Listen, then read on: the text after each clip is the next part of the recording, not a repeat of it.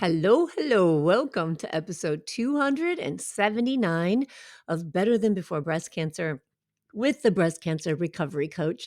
That's me, Laura Lummer, and thank you so much for joining me here today. Wow, it's unbelievable. I'm almost on episode 300 of this podcast. On one side of that coin, it feels like it's taken a long time to get there because I've been doing this podcast since 2017. On the other hand, it feels like, wow, there's just so much to talk about when it comes to when breast cancer enters our lives, what we go through, how we recover, what happens if we get a recurrence, what we go through when we do scans and tests and blood work. And breast cancer itself is a very complex disease.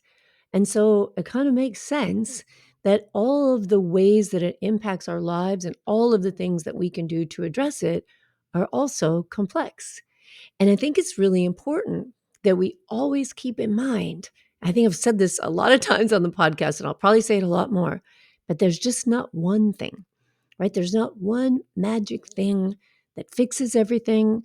There's not one thing that we look at and say, oh, that's out of balance or that's bad. And so that's probably going to give me cancer. But it's so important to take a very holistic approach to everything that we do, to the way that we address our lifestyle, to the way that we look at the treatments that we incorporate into our lives.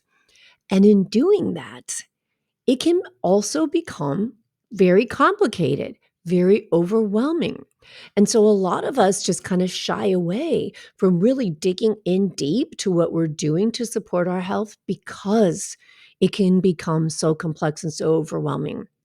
So, what I want to talk about today is one aspect of a really big picture.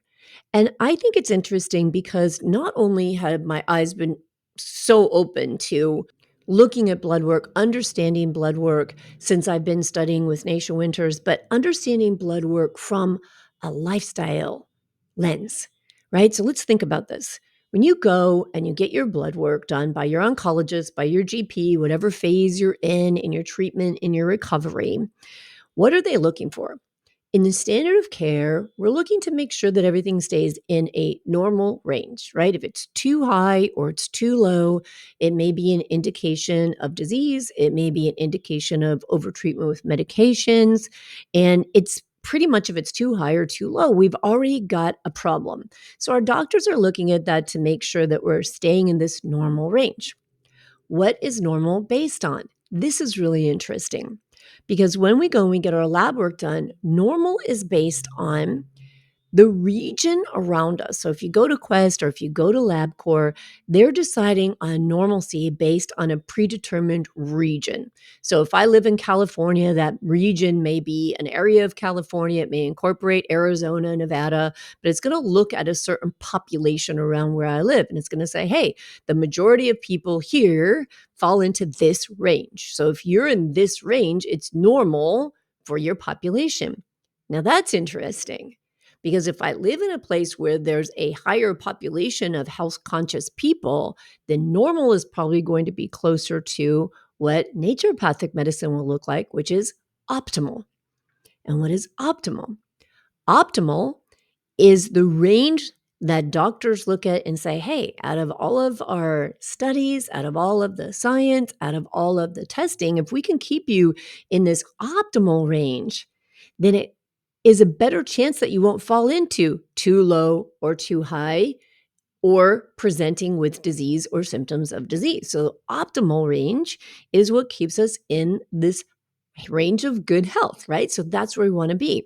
I think this is a really fascinating difference between the way that standard of care looks at labs and the way that naturopathic care looks at labs.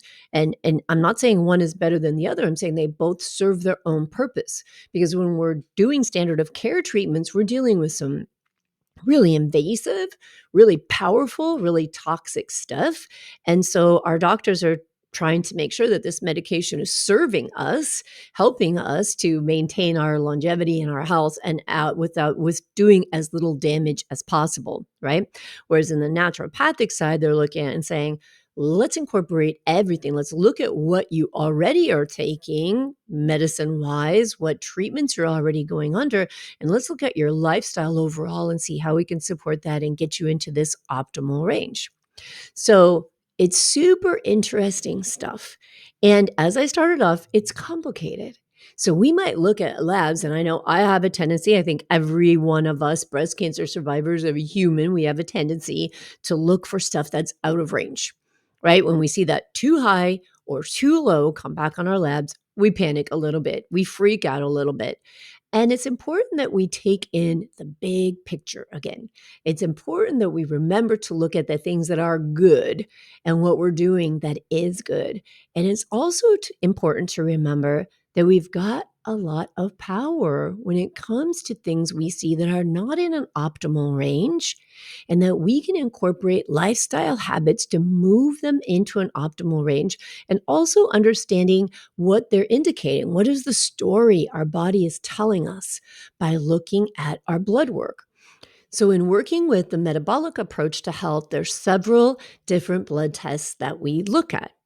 But one, I'm only going to talk about one aspect of one blood test today because I think it's a really cool one. And it's really cool to get an understanding of what it means and what you can do about it. So, when we work with someone in the metabolic approach, we're looking at several different blood tests, as I say, but one in particular is called the trifecta. Naisha named this the trifecta because in all of her 30 plus years of experience of working with cancer patients, she sees that these three tests, which tell us a really big story about the inflammation in our body and the condition of our blood, that when these three tests are in the optimal range, even if we do have cancer presenting in our body, we tend to have kind of an upper hand. Like we're doing all the right things to keep the terrain, which is what this show is all about, right? Keeping the terrain of our body healthy enough that it's more challenging for cancer to take root, to grow, to spread, all of those things. So the trifecta is something that we look at every month. So I do this blood work every month to look at my trifecta and to try to keep all of the aspects of it in the optimal range. Now, one of those tests is called the ESR. And I want to tell you a little bit more about the ESR because it's a simple blood test that you can easily ask your doctor for. If you have insurance, it's probably going to cover it. If you work with a metabolically trained advocate like myself or one of the doctors in the practitioner group, the trifecta, those three different markers that we're looking at, that whole monthly test is $50 a month or in that range. So it's really affordable and some really cool information. So I wanted to talk about the ESR, which stands for the erythrocyte sedimentation rate. And erythrocytes are just red blood cells. So it's looking at how fast your red blood cells sink. Isn't that interesting? So they draw your blood and they're looking at how fast your red blood cells sink to the bottom of that blood sample because the speed of how fast those blood cells settle is an indication of how much inflammation is happening in our body. So the faster or the higher our ESR rate is an indication of more inflammation. Now, remember, this is super important to remember. This on its own is not going to tell us everything. This on its own may be high, and it may not mean that you have an autoimmune condition or out of control inflammation. I just want to discuss it so we have an understanding of the ESR, what it means to us, and again, what lifestyle practices we can do to keep that in an optimal range. Sometimes, if the ESR is high, but the other markers in the trifecta and the other blood work is great, it could be another indicator. It could be actually gluten. Yeah, gluten can increase your ESR, or just a faulty blood sample can throw it off and make it higher than normal, which is another reason why, especially for someone like me, when we're in the active cancering process, it's so important to look at these tests monthly and understand them. So when we have inflammation going on in our body, it causes these red blood cells to stick together in clumps. So these clumps of cells are heavier than just a single red blood cell, so they sink faster when a blood sample is taken. And it's funny because I think a lot of times in The naturopathic or alternative or integrative care world, we hear terms that sound kind of general and we think, what's the science behind that? What does that mean? So, for instance, when I first heard about ESR, started really digging into ESR, and I saw it's an indication of thick, sticky blood. And I thought, what in the world does that mean? Thick, sticky blood? So now when I look into it and realize, okay, what is thick, sticky blood? It's when blood cells are sticking together, right? So it's not just like one of my red blood cells got heavy and sticky. It's that something's going on and they're sticking together and they're becoming clumps. So when we have a high ESR, and it may be one indicator of autoimmune flare ups if you have an autoimmune condition. It may be one indicator of higher inflammation in the body. And it may be an indicator of thick, sticky blood. So it's something to take into consideration with all of your other blood work. But let's say that you get that and you look at your ESR and it's like, oh, the ESR is high. And then other indicators are also high. Okay. Other inflammatory indicators are also high. What can you do about it? This is the beautiful thing, friends, because there's a lot we can do to make sure that our blood stays viscous and flowing and not sticking together. Things that we can do to reduce inflammation. And I'm going to tell you them, and you're going to say, I know, I've heard this before. But here's the thing. Are you following it? Are you doing something about it? If you've heard this before, are you paying attention to it? What are the things we can do to keep our ESR, our erythrocyte sedimentation rate, in the optimal zone? One of the major things we can do, and if you look this up and you Google how to reduce ESR, you're going to find this on everything from the Mayo Clinic to breastcancer.org. Move your body. Move your body. When we move our body, we reduce inflammation. Moving our body on a regular basis is so critical. And I know you hear it all the time, but let's think about the difference between I know this in my head and I know this in my heart, right? I know this and I apply this because in between the intellectual knowing and the heart knowing and the taking action, there's a whole boatload of thoughts. And those thoughts are going to keep you from moving your body, right? I think a couple of the really popular ones that I've had to work through for myself, and that actually not when it comes to exercise, because I kind of just absolutely love exercise, but I had to work through this thought with other things that I do to support my health. And I hear it a lot from clients that I work with is I shouldn't have to do that. Right. I should just be healthy, just like me. I wake up every day and I should just be good.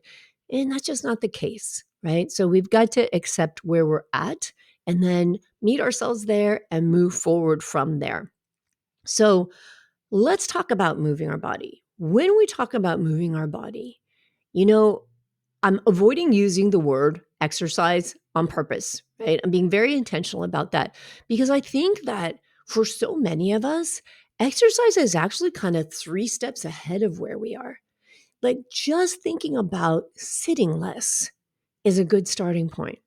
We have such comfy lives and we've got lots of office jobs and we have a tendency to sit around a lot. So, can we think about sitting less and realize that, wow, if I could just sit less, if I could just stand more, move more, take short walks, decide that I'm not going to sit on my bum until after 5 p.m. or something of that nature, getting a stand up desk. In fact, a funny story, before I found stand-up desks, I used to just take boxes and stack boxes on top of my desk at work and then put my computer on top of those boxes so that I could stand up and work. And then I found a cool, stand-up desk. I could just push a button and stand up or sit down. But really just thinking about moving a little more, sitting less. This is a great starting point. And I don't think I have to go into constructing exercise routines and talking about moderate heart rate and high intensity interval training or any of that stuff. if we're not even moving more, right? If we lead a sedentary life. So, when you think about inflammation in your body, and if you have a blood test where you look at your ESR and you're like, oh, this ESR is giving me an indication that I might have thick, sticky blood. Remember, it's part of the story, not the whole story. I might have thick, sticky blood. Okay, am I moving my body regularly throughout the day? And if not, what modifications can you make to just get in more movement? And we can work up to exercise and training after we start moving a little more. All right. Another thing that's super important is we've got to look at the ratio of healthy anti-inflammatory fats that we take into our body versus inflammatory fats.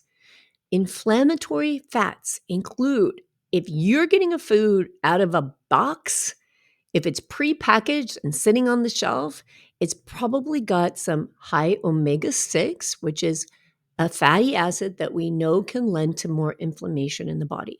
So we want to have more omega 3s and just a better ratio of omega 6 fatty acids to omega 3 fatty acids.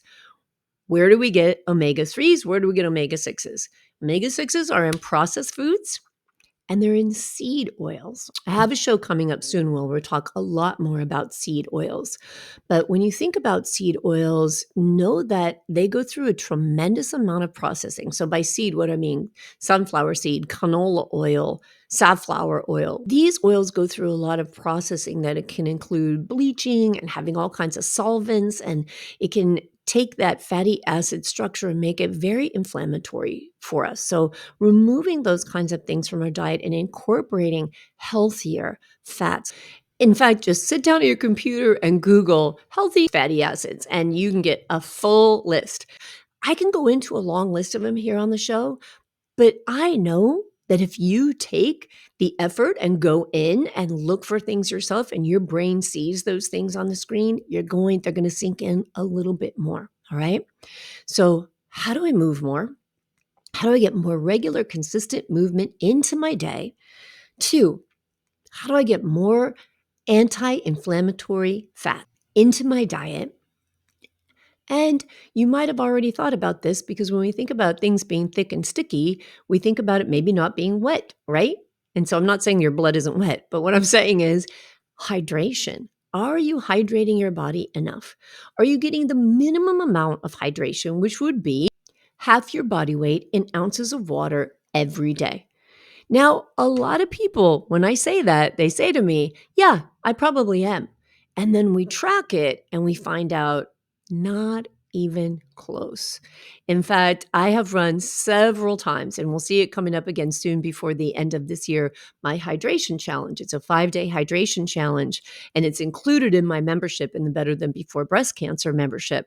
And it's just this very simple, mindful way of addressing hydration and noticing hydration and how much you actually drink and how much hydration you get in through food. Because obviously, if we're eating a lot of vegetables, they're going to be really high in the amount of water that they take in. And so I even have a chart in there that shows different fruits and vegetables and the amount of water that's in them, because we can take in water that way too. So when we're looking at our ESR, or erythrocyte sedimentation rate, these are 3 really important factors that can support you in reducing inflammation and bringing that back into an optimal zone. You know, we, as breast cancer survivors, as breast cancer thrivers, need to constantly be thinking about how diligent we are being in supporting our body's optimal state of well-being. Because when it comes to testing, when it comes to scans, when it comes to blood work, if we're going to wait to do something about our lifestyle until that test shows up and says, whoa, here's a red flag, there's a problem there, then we're fighting an uphill battle.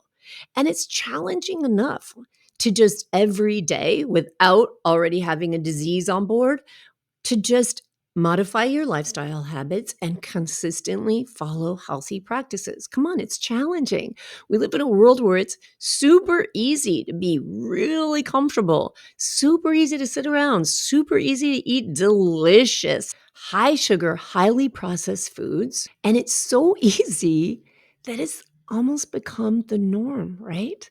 When I talk to clients who are following a really clean nutrition program, they get questioned all the time. I have this happen to me where people are like, oh, wow, really? That's how you eat? Oh, really? Wow. How do you do that? Oh, really? How long are you going to have to do that?